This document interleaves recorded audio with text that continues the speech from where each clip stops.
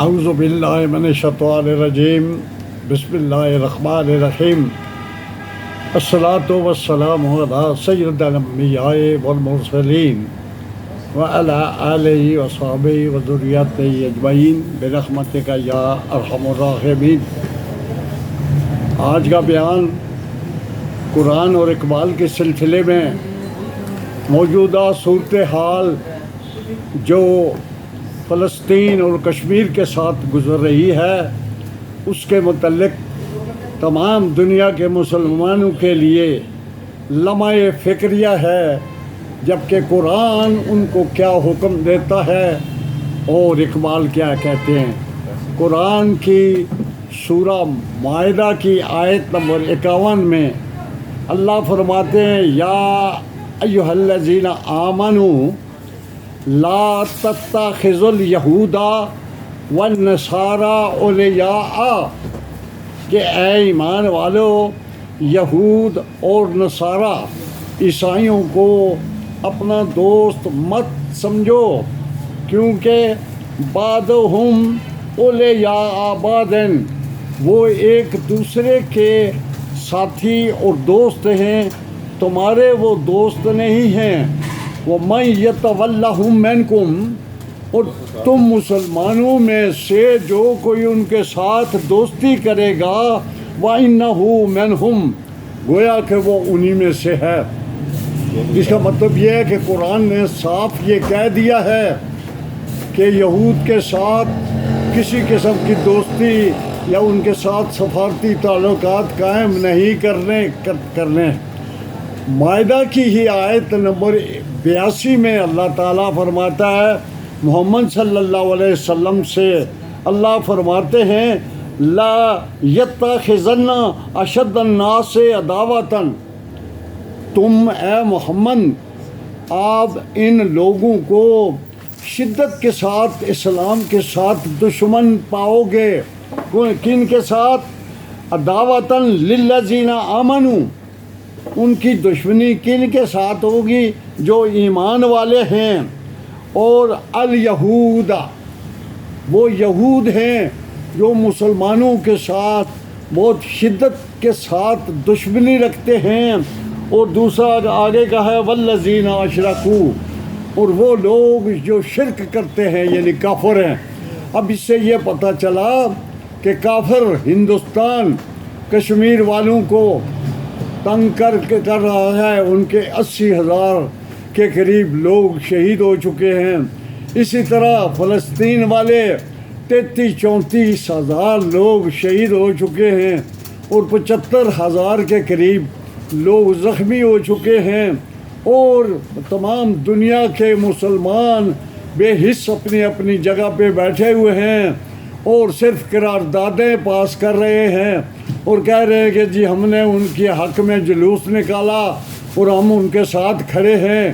کوئی ان کے ساتھ کھڑا نہیں ہے۔ ان سے تو زیادہ بہتر جنوبی افریقہ ہے جس نے بین الاقوامی عدالت میں ان کے خلاف کیس کیا ہے، یا وہ حوثی ہیں جو برطانیہ اور امریکہ کے جہازوں کو تباہ کر رہے ہیں۔ باقی دنیا کے مسلمان جو طاقتور ہیں اور کھاتے پیتے ہیں، جن کی معیشت بہتر ہے، جن کے پاس اسلحے موجود ہیں، وہ ان کے لیے کچھ بھی نہیں کر رہے ہیں۔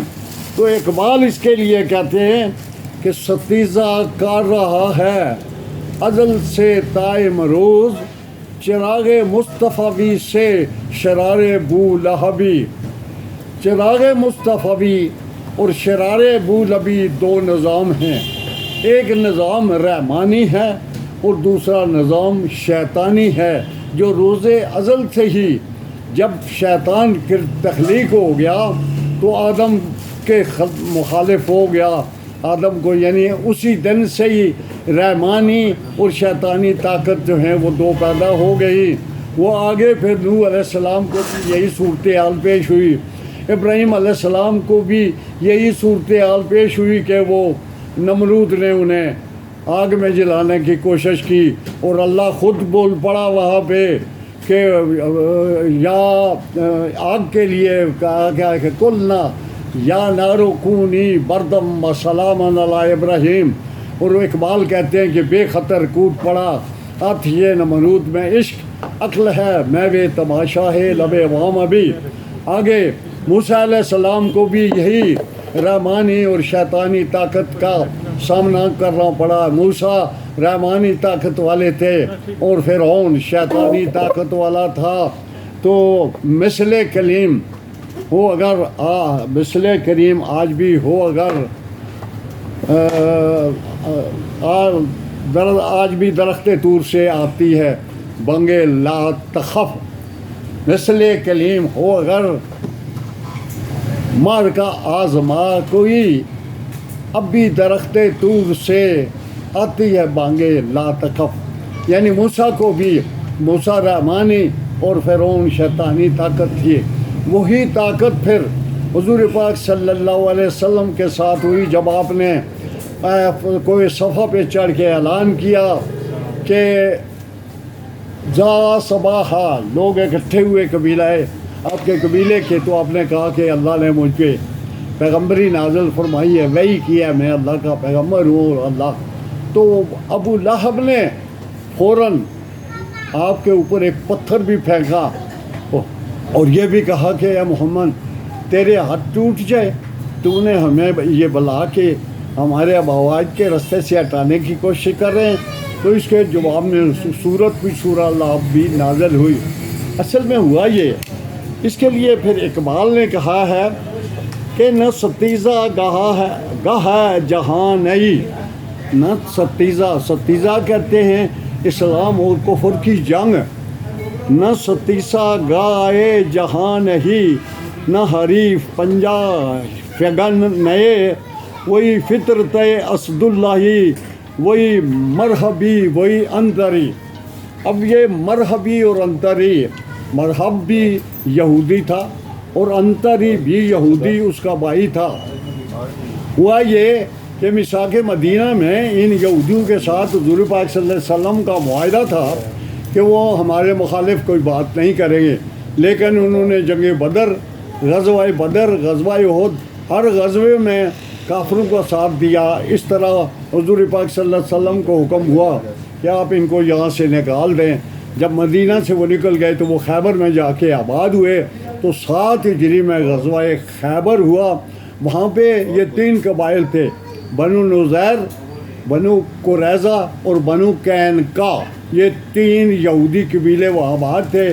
ان میں ان کا جو بادشاہ تھا یا اس وقت کا سپہ سالار تھا وہ مرحب تھا اور وہ سب یہودیوں میں سے طاقتور تھا.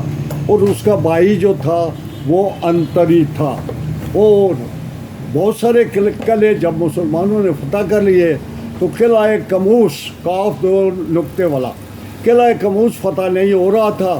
تو حضرت محمد صلی اللہ علیہ وسلم نے فرمایا کہ آج ایک ایسے آدمی کو بلا کے میں اسلام کا جھنڈا دوں گا جو اس قلعے کو فتح کرے گا. تو وہ حضرت علی رضی اللہ تعالیٰ عنہ تھے. ان کو بلایا گیا اور ان کو بھیجا گیا. اور ان کی جب وہ وہاں پہنچے اپنا جتھا لے کے تو سب سے پہلے انتری جو تھا وہ بھی بہت بہادر تھا, مرحب کا بھائی تھا. وہ آپ کے لیے جنگ کے لیے میدان میں آیا. حضرت علی نے اسے واصل جہنم کر دیا. اس کے بعد پھر مرحب دوڑا, وہ بھی بہت طاقتور اور بہت بڑا مغرور اور اپنے آپ کو اللہ کے برابر سمجھتا تھا. وہ آیا, حضرت علی رضی اللہ تعالیٰ نے اس کو بھی واصل جہنم کیا. تو اس کے لیے اقبال کہتے ہیں کہ وہی فطرت اسد اللہ وہی مرحبی وہی انتری. دوسری جگہ اقبال کہتے ہیں کہ نہ خدا رہا, کہتے ہیں اب وہ بات مسلمانوں میں نہیں رہی. کہتے ہیں نہ خدا رہا نہ صنم رہے نہ رقیب دیر و حرم رہے, نہ رہی کہیں اسد اللہ نہ کہیں بو لابی رہی.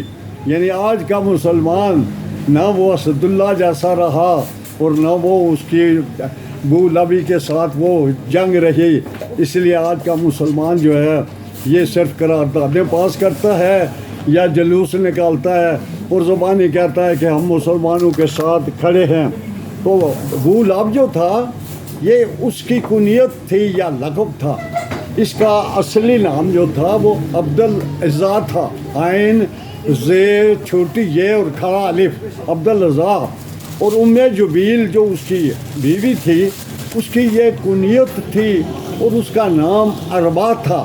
تو یہ وہ اس کے لیے پوری اللہ نے ایک صورت نازل کیا ہے، تبت یدا ابی لہب وتب ما اغنی عنہ مالہ وما کسب۔ تو وآخر دعوانا الحمد للہ رب العالمین۔